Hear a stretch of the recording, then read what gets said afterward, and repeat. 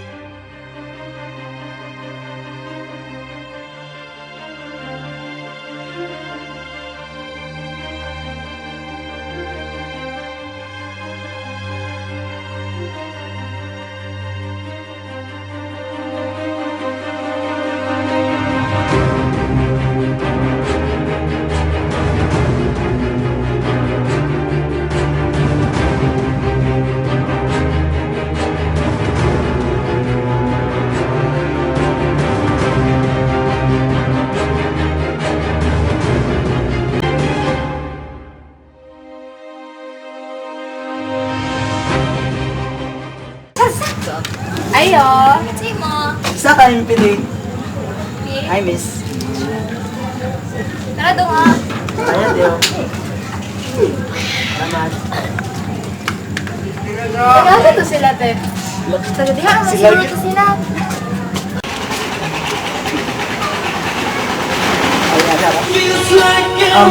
Babe. Nakasabot ko. Atong sudlog ang balay. Doon niya gabi. Dili magsaba ha? Sige bay, sige bay. Mawat ang bay. Ikaw. Sige bay. Paglimado yung sa una eh. Sakit ang usawa, ikorta. Ikaw, lumayan ka ron. Lumayan ko. Kung hindi ba atin sa balay. Kailangan mo na ang kwarta.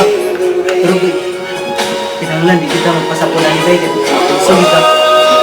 Sige bay, sige. Ito na ka na bay.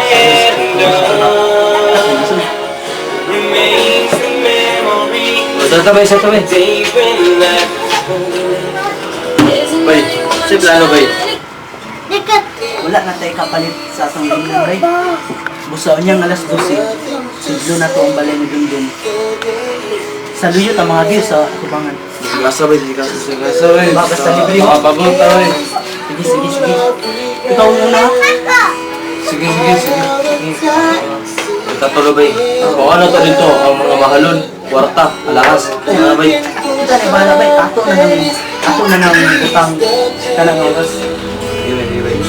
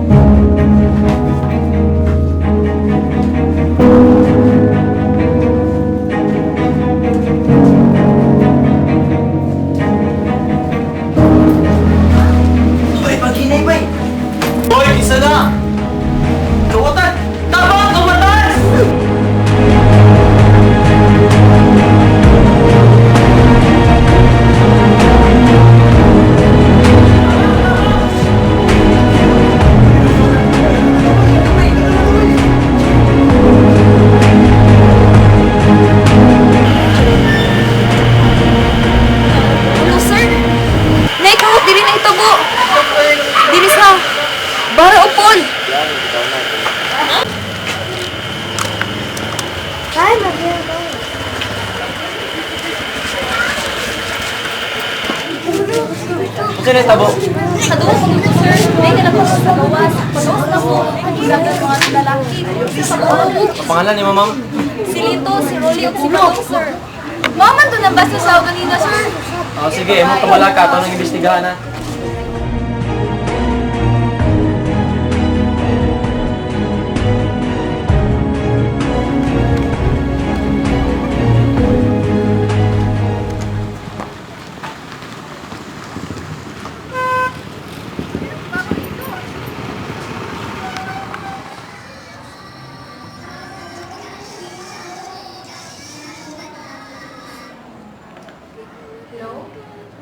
Hello, this is SPO1 Renante Vasquez from Station 1 in Baraopol.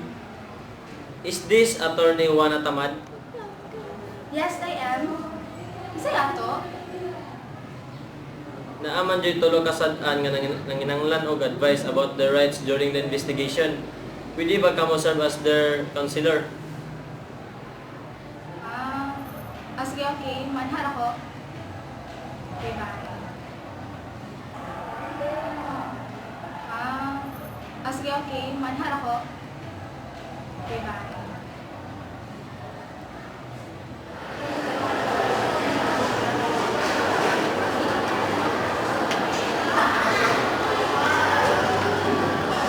SPO1, asan naman ang mga suspect? Follow me, Attorney. Attorney mo din yung akusado.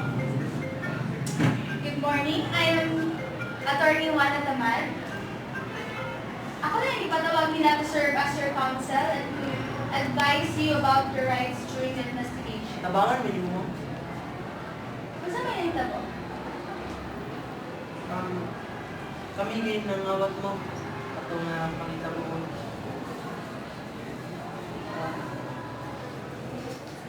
Since yadsit na ninyong tulo ang inyong masala, you should know your rights. Saan na siya nga rin mo? If you sign this joint extrajudicial confession, it will serve as the main evidence against you and the trial.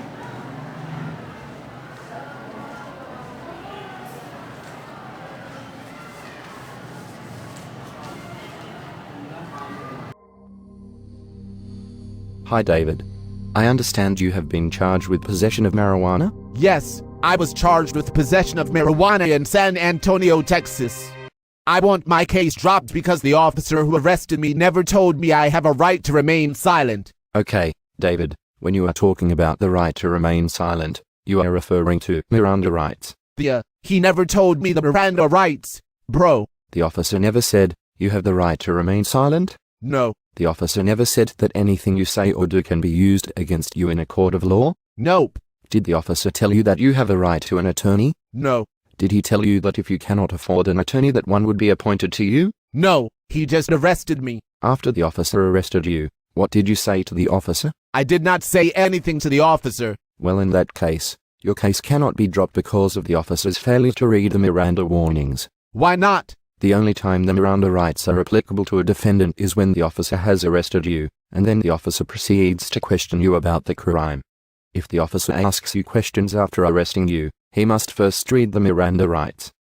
But bro, he never read me the Miranda Rights. So, can you get my case dismissed because of that? No, there is no Miranda rights issue in this situation. You did not get interrogated by an officer after he arrested you. Even if the officer arrested you and asked you questions, thus violating the Miranda law, the violation would not result in a dismissal. Why not? All that happens when you prove a police officer violated Miranda is that the evidence he got as a result of the violation is thrown out and cannot be used against you. In your case, the officer never got any evidence from you anyway, so there is no Miranda problem in your case. So, what should I do? We will have to see if there are any other possible legal defenses to your charge for possession of marijuana.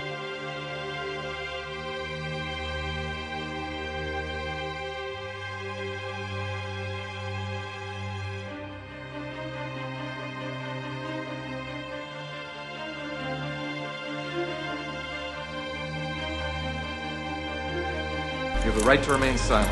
Anything you do or say can be used, what's the next word? As a flotation device.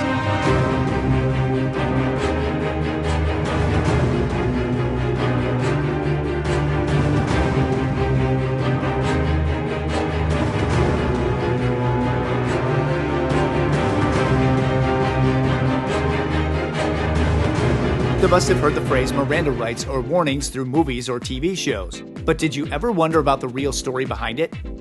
Miranda rights were established in 1966, following the court case of Miranda versus Arizona. Ernesto Miranda was arrested after he was charged with kidnapping and rape. After hours of police interrogation, he signed a confession, but his conviction was overturned because he was never informed of his rights before the questioning began. And from there on, Miranda warnings were established to make suspects aware of their rights when they are arrested.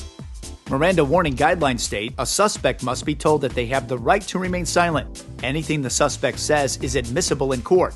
And lastly, they have the right to an attorney, and one is assigned to them if they cannot afford one.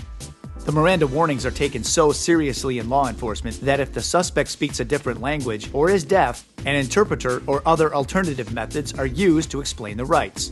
Some jurisdictions require a police officer to ask the suspect if they understand their rights after every sentence. Other countries have their own versions, some more detailed, like in France where suspects are also made aware of their rights to see a doctor. As for Ernesto Miranda, he was later retried and convicted. Sometime after his prison sentence, he was stabbed to death in a bar.